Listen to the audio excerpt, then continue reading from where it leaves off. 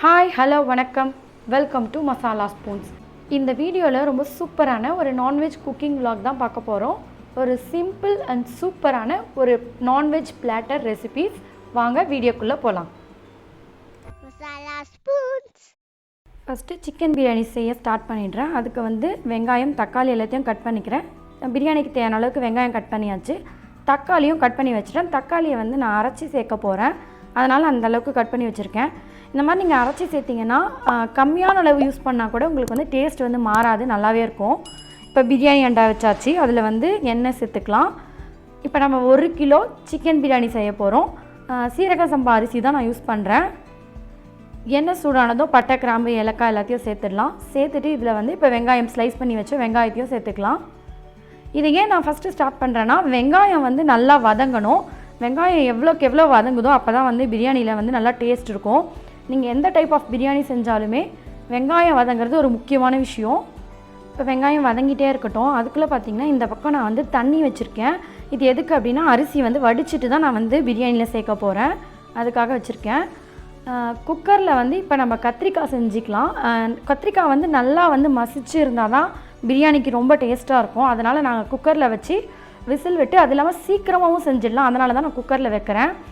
அது இல்லாமல் எங்கள் வீட்டில் எல்லாேருக்கும் கத்திரிக்காய் நல்லா மசிஞ்சு இருந்தால் தான் பிடிக்கும். அதனால் நான் எப்போவுமே இந்த மெத்தடில் தான் செய்வேன்.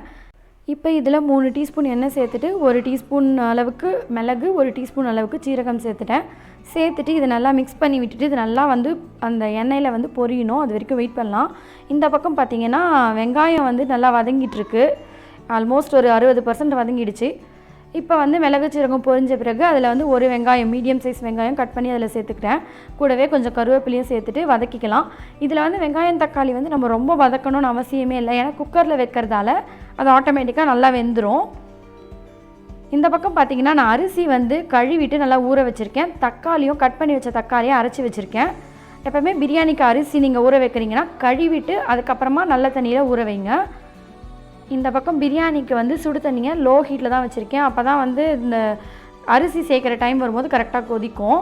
இப்போ பார்த்திங்கன்னா வெங்காயம் நல்லா வதங்கிடுச்சு. இந்த டைமில் கொத்தமல்லி, புதினா, அப்புறம் பச்சை மிளகாய் எல்லாத்தையும் சேர்த்துக்கிறேன். பார்த்திங்கன்னா அந்த கொத்தமல்லி, புதினா சேர்த்துட்டு அந்த வெங்காயத்தோட மிக்ஸ் பண்ணும்போதே நல்ல பிரியாணி ஃப்ளேவர் வர ஆரம்பிச்சிடும். ஸோ இப்போ இதெல்லாம் சேர்த்துட்டு நீங்கள் லோ ஹீட் வச்சுருங்க. வெங்காயம் வதக்கிற வரைக்கும் மட்டும்தான் ஹை ஃப்ளேமில் இருக்கணும். அப்போ தான் வெங்காயம் சீக்கிரம் ப்ரௌன் ஆகும். இப்போ பார்த்தீங்கன்னா ஒரு லோ ஃப்ளேமில் வச்சிடலாம்.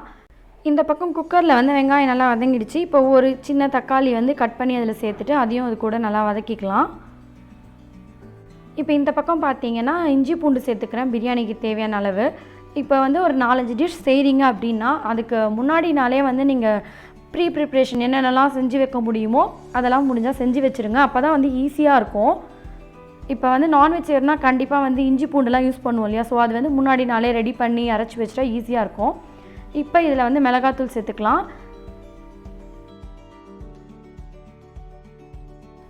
இப்போ அந்த பக்கம் குக்கரில் பார்த்தீங்கன்னா வெங்காயம் தக்காளி எல்லாம் நல்லா வதங்கிடுச்சு. இதில் 1 டீஸ்பூன் அளவுக்கு இஞ்சி பூண்டு விழுது சேர்த்துட்டு அதையும் நல்லா கலந்து விட்டுட்டு, இஞ்சி பூண்டு சேர்த்தோன்னா இது ஃப்ளேவர் சூப்பராக இருக்கும் கத்திரிக்காயில். ட்ரை பண்ணி பாருங்கள் நீங்கள் வேணால். கூடவே கட் பண்ணி வச்ச கத்திரிக்காவையும் சேர்த்துக்கலாம். இந்த கத்திரிக்காய் ஓரளவுக்கு வதங்கணும். அதனால் அப்படியே விட்டுடலாம். நல்லா கலந்துட்டு அப்படியே ஒரு 2 நிமிஷத்துக்கு 3 நிமிஷத்துக்கு விட்டுட்டிங்கன்னா அது கரெக்டாகிடும். இந்த பக்கம் பார்த்திங்கன்னா பிரியாணியில் அந்த மசாலாலேருந்து எண்ணெய்லாம் நல்லா பிரிஞ்சு வருது. இந்த டைமில் தக்காளி அரைச்சி வச்சதை சேர்த்துக்கலாம். நீங்கள் பிரியாணிக்குன்னு இல்லை, தக்காளி அதிகமாக சேர்க்க வேண்டிய எந்த டிஷ்ஷாக இருந்தாலும் இந்த மாதிரி அரைச்சி சேர்க்கும் போது கம்மியான அளவே சேர்த்தா கூட உங்களுக்கு டேஸ்ட் மாறவே மாறாது, நல்லாவே இருக்கும். இப்போ இதில் தயிரையும் கூட சேர்த்துக்கிறேன். இப்போ இந்த தயிரை நல்லா அதில் கலந்து விட்டுட்டு இது கூடவே தேவையான அளவுக்கு இந்த மசாலாவுக்கு தேவையான அளவுக்கு உப்பு மட்டும் அதில் சேர்த்துட்டு நல்லா மிக்ஸ் பண்ணிவிட்டு லோ ஹீட்டில் வச்சிடுறேன். அப்போ தான் அந்த மசாலாவில் நல்லா பிளெண்ட் ஆகி எண்ணெய் தனியாக பிரிஞ்சு வரும். இந்த பக்கம் பார்த்திங்கன்னா கத்திரிக்காய் நல்லாவே வதங்கிடுச்சு. இப்போ இந்த கத்திரிக்காய்க்கு தேவையான அளவுக்கு மிளகாத்தூளை சேர்த்துட்டு கூடவே கொஞ்சமாக புளி, ஒரு சின்ன நெல்லிக்காய் சைஸ் அளவுக்கு புளி எடுத்து கரைச்சி வச்சுருக்கேன். அதையும் அதில் சேர்த்துக்கிறோம். புளி நிறைய சேர்க்கக்கூடாது. நிறைய சேர்த்துட்டிங்கன்னா ஓவராக புளிப்பாயிரும். இப்போ தேவையான அளவுக்கு உப்பையும் சேர்த்துட்டு நல்லா கலந்து விட்டுடலாம். இந்த பக்கம் பார்த்திங்கன்னா பிரியாணி அந்த மசாலா நல்லா பிளெண்ட் ஆகி சூப்பராக இருக்குது. கலரும் செம்மையாக இருக்குது பார்க்கவே. இப்போ எண்ணெய்லாம் தனியாக பிரிஞ்சு வந்துட்டுருக்கு. இந்த டைமில் நம்ம குக்கரை ஃபஸ்ட்டு மூடிட்டு விசில் வச்சிடலாம். இது வந்து ஒரு 4லேருந்து 5 விசில் நான் வைக்க போகிறேன். ஏன்னா அப்போ தான் வந்து கத்திரிக்காய் நல்லா வந்து மசிஞ்சு வேகுன்றதால. இந்த பக்கம் பார்த்திங்கன்னா அந்த பிரியாணி மசாலாலாம் சூப்பராக ரெடி ஆகிடுச்சு. பாருங்கள், இந்த மசாலாவே பார்க்கறதுக்கு நல்லா சூப்பராக அட்ராக்டிவாக இருக்குல்ல. இப்போ இதில் வந்து தண்ணி சேர்த்துக்கிறேன். தண்ணி சேர்த்துட்டு அதுக்கப்புறமா தான் நான் வந்து சிக்கன் இதில் ஆட் பண்ண போகிறேன். ஸோ தண்ணி சேர்த்துட்டு இதை மூடி வச்சு ஒரு ஹை ஃப்ளேமில் வச்சு நல்லா கொதிக்கிறதுக்காக விட்டுருக்கேன். இந்த பக்கம் குக்கர் இன்னும் விசில் வரல. சுடு தண்ணி வந்து இப்போ தான் வந்து கொதிக்க ஆரம்பிக்குது. இந்த மசாலா வந்து இப்போ கொதி வந்துடுச்சு நல்லாவே. இந்த டைமில் வந்து நல்லா 1 கிலோ சிக்கன் வந்து கழுவி வச்சுருக்கேன், அதை அதில் சேர்த்துக்கிறேன். நான் வந்து ரொம்ப மீடியம் பீசஸ் தான் போட்டிருக்கோம், பெரிய பெரிய பீசஸாக போட்டு நான் வாங்கலை. இந்த சைட் பார்த்திங்கன்னா குக்கரும் வந்து விசில் வர ஆரம்பிச்சிடுச்சு.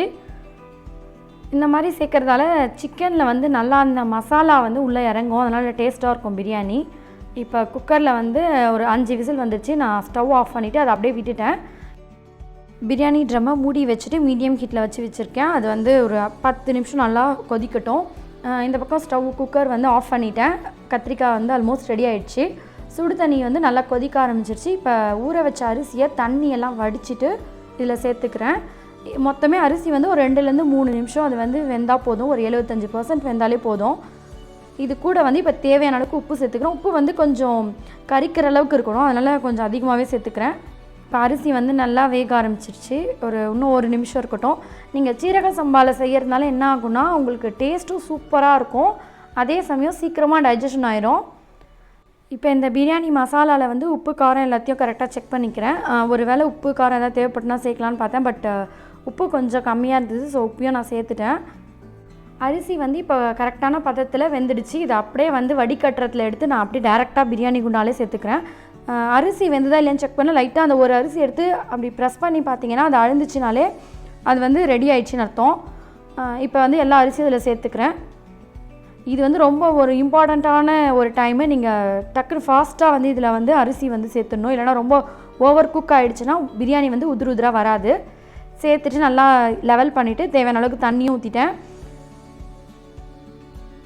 இப்போ வந்து அந்த அரிசி லெவல் தண்ணியெல்லாம் ஈக்குவல் ஆகிடுச்சு. இப்போ மூடி வச்சு மேலே வந்து நம்ம அந்த சுடு தண்ணி அரிசி வடித்தோம் இல்லையா, அதே தண்ணி குண்டான தூக்கி மேலே அப்படியே வச்சுட்டேன். இப்போ வந்து ஸ்டவ் வந்து ஹை ஃப்ளேமில் வச்சுக்கிறேன். இதுக்கு முன்னாடி வரைக்கும் லோ ஃப்ளேமில், அந்த அரிசி சேர்க்கும் போதெல்லாம் வந்து லோ ஃப்ளேமில் தான் இருந்துச்சு. இப்போ ஹை ஃப்ளேமில் வச்சாச்சு. குக்கரில் ப்ரெஷர் எல்லாம் இறங்கிடுச்சு. ஸோ ஓப்பன் பண்ணி பார்த்தேன். இந்த பாருங்கள், கத்திரிக்காய் வந்து சூப்பராக வெந்துட்டுருக்கு. இப்போ அப்படியே மிக்ஸ் பண்ணாலே அது வந்து நல்லா கரைஞ்சி கத்திரிக்காய் இருக்கிறதே தெரியாத அளவுக்கு மசிஞ்சிடும். இந்த மாதிரி தான் எங்கள் வீட்டில் இருந்தால் எல்லோரும் சாப்பிடுவாங்க. ஏன்னா கத்திரிக்காவாக தெரிஞ்சதுன்னா சாப்பிட்றது கஷ்டம் அவங்களுக்குலாம். இப்போ இதில் ஒரு 1/2 டீஸ்பூன் அளவுக்கு வெல்லம் இல்லாட்டி நாட்டு சக்கரை ஏதோ ஒன்று சேர்த்துக்கலாம். நான் வந்து நாட்டு சக்கரை சேர்த்துட்டு நல்லா மிக்ஸ் பண்ணிவிட்டு இது வந்து லைட்டாக தண்ணியாக இருக்க மாதிரி ஃபீல் பண்ணேன். ஸோ அதனால் வந்து ஸ்டவ் ஆன் பண்ணி ஒரு 2 நிமிஷத்துக்கு ஹை ஃப்ளேமில் வச்சு நல்லா மிக்ஸ் பண்ணிட்டே இருந்தேன். அப்புறம் பார்த்திங்கன்னா நல்லா கெட்டியாயிடுச்சு. இந்த பக்கம் வந்து பிரியாணி வந்து என்ன பண்ணியிருக்கேன்னா சிம்மில் வச்சுட்டு ஒரு 15 நிமிஷத்துக்கு தம்மில் அப்படியே விட்டுட்டேன். இது வந்து என்னென்னு பார்த்தீங்கன்னா தந்தூரிக்காக முந்தின நாள் நைட்டே வந்து நான் மசாலாலாம் சிக்கனில் கலந்து ஃப்ரிட்ஜில் வச்சுட்டேன். இப்போ அந்த பிரியாணி குக் ஆகிற டைமுக்குள்ளே நம்ம இதை வந்து ஓடிஜியில் வச்சு குக் பண்ண வச்சிடலாம். அப்போ வந்து கரெக்டாக இருக்கும். பிரியாணி ரெடி ஆகிற டைம் இன்னும் 2-3 டிஷ் ரெடி பண்ண வேண்டியிருக்கு, அது எல்லாமே கரெக்டாக இருக்கும். இப்போ கத்திரிக்காய் ரெடி ஆகிடுச்சு. பிரியாணி வந்து தம்மில் இருக்குது. தந்தூரிக்கு வந்து நான் வந்து இதை ஓடிஜியில் வைக்கிறதுக்காக எடுத்துகிட்ருக்கேன். இதோட டீட்டெயில் ரெசிபியும் ஆல்ரெடி நம்ம சேனலில் இருக்குது. நான் வந்து டிஸ்கிரிப்ஷன் கார்ட்ஸ்லலாம் வந்து லிங்க்கு கொடுக்குறேன், நீங்கள் தேவைப்பட்டால் போய் செக் பண்ணிக்கோங்க. அந்த எக்ஸ்ட்ரா இருக்க மசாலாவை எப்போவுமே தந்தூரி மேலே வந்து இது மாதிரி சேர்த்துட்டோன்னா அது வந்து குக் ஆகும்போதே அந்த மசாலாவும் சிக்கனுக்குள்ளே சூப்பராக இறங்கிடும். அதுக்காக அந்த மாதிரி சேர்த்துட்டேன். தந்தூரியோட டேஸ்ட் வந்து ரொம்ப சூப்பராக வந்திருந்தது. ஆனால் ஒரு சின்ன மிஸ்டேக் பண்ணிட்டேன். என்னென்னா நான் முதலே வந்து வச்சிட்ருக்கணும். அதாவது பிரியாணி ஸ்டார்ட் பண்ணும்போதே வைக்காமல் விட்டதால் என்னாச்சு, second batch of chicken pieces வைக்கும் போது இன்னும் கொஞ்சம் டைம் எடுக்கிற மாதிரி ஆயிடுச்சு. இப்போ வந்து ஓடிஜி ஏற்கனவே நான் ப்ரீ ஹீட் பண்ணதால் உள்ளே வச்சுட்டேன் அப்படியே. இந்த பக்கம் ரைத்தாக்காக ஒரு மீடியம் சைஸ் ஆனியன் கட் பண்ணி வச்சுருக்கேன். தயிர் கொஞ்சம் எடுத்து வச்சுருக்கேன். அது கூடவே தேவையான அளவுக்கு உப்பையும் சேர்த்துட்டு இந்த கட் பண்ணி வச்ச ஆனியனையும் அதில் சேர்த்து நல்லா கலந்துக்கிறேன். பிரியாணினா கண்டிப்பாக வந்து ரைத்தா இருந்தே ஆகணும், அதுதான் ஒரு சூப்பரான காம்பினேஷன். ஸோ அதனால் வந்து குயிக்காக ரைத்தா ரெடி பண்ணியாச்சு. இது கூட வந்து தேவைப்பட்டால் கொஞ்சம் கொத்தமல்லி, அப்புறம் வந்து கொஞ்சமாக கேரட் வேணால் கூட ஆட் பண்ணி மிக்ஸ் பண்ணிக்கலாம். இந்த பக்கம் சிக்கன் ரெடி ஆகிட்டே இருக்குது. இது வந்து 20 மினிட்ஸ்க்கு ஒரு முறை எடுத்து சிக்கன் பீசஸை திருப்பி வச்சுக்கிறேன். பிரியாணி வந்து தம் போட்டு ஒரு 15 நிமிஷம் ஆகிடுச்சு. இப்போ அந்த தம்மை வந்து பிரித்து பார்க்குறேன். பாருங்கள், சூப்பராக இருக்குது. ஓப்பன் பண்ணும்போதே அவ்வளோ ஸ்மெல்லாக இருந்தது. அந்த அரிசி சிக்கன் எல்லாமே வந்து பர்ஃபெக்டான இதில் வந்து வெந்திருந்தது. டேஸ்ட்டும் ரொம்ப சூப்பராகவே இருந்துச்சு. இப்போ அதை அப்படியே மூடி வச்சுக்கலாம், சர்வ் பண்ணும்போது எடுத்துக்கலாம். கடைசியாக வந்து குயிக்காக ஒரு ஸ்வீட் செய்யலாம் அப்படின்னு சொல்லிட்டு ஆப்பிள் அது கூட வந்து கொஞ்சமாக வந்து கார்ன்ஃப்ளவர் சேர்த்துட்டு இதை ஒரு பேஸ்ட்டாக ரெடி பண்ணி அரைச்சிட்டு ரொம்ப குயிக்காக செஞ்சுட்டு ஆக்சுவலி இந்த ஸ்வீட்டோட டீட்டெயில் ரெசிபியும் ஆல்ரெடி நம்ம சேனலில் இருக்குது, நான் உங்களுக்கு லிங்க் தரேன். ரொம்ப ரொம்ப டேஸ்ட்டாக இருந்ததுங்க இந்த ஆப்பிள் அல்வா. எல்லாருமே வந்து ரொம்ப விரும்பி சாப்பிட்டாங்க. அப்புறம் இந்த பக்கம் பார்த்திங்கன்னா ஃபஸ்ட்டு பேட்ச் ஆஃப் சிக்கன் வச்சோம் இல்லையா, அதுவும் வந்து சூப்பராக ரெடி ஆகிடுச்சு. நான் செய்ய பிளான் பண்ணியிருந்த எல்லா டிஷ்ஷுமே செஞ்சாச்சு. இந்த பிரியாணி பாருங்கள் அவ்வளோ உதிராக சூப்பராக இருந்தது. அப்புறம் தந்தூர் சிக்கனும் வந்து சூப்பராக குக் ஆகிருந்தது. ஹல்வா, ரைத்தா, கத்திரிக்காய். ஸோ நீங்களும் வந்து இதே மாதிரியே முடிஞ்சால் ட்ரை பண்ணி பாருங்கள். ட்ரை பண்ணி பார்த்துட்டு எப்படி இருந்ததுன்னு சொல்லுங்கள். இந்த வீடியோ உங்களுக்கு பிடிச்சிருந்தா மறக்காமல் லைக் பண்ணுங்கள், ஷேர் பண்ணுங்கள். அப்படியே நம்ம மசாலா ஸ்பூன்ஸ் சேனலுக்கு சப்ஸ்கிரைப் பண்ணிக்கோங்க. தேங்க்ஸ் ஃபார் வாட்சிங். நன்றி.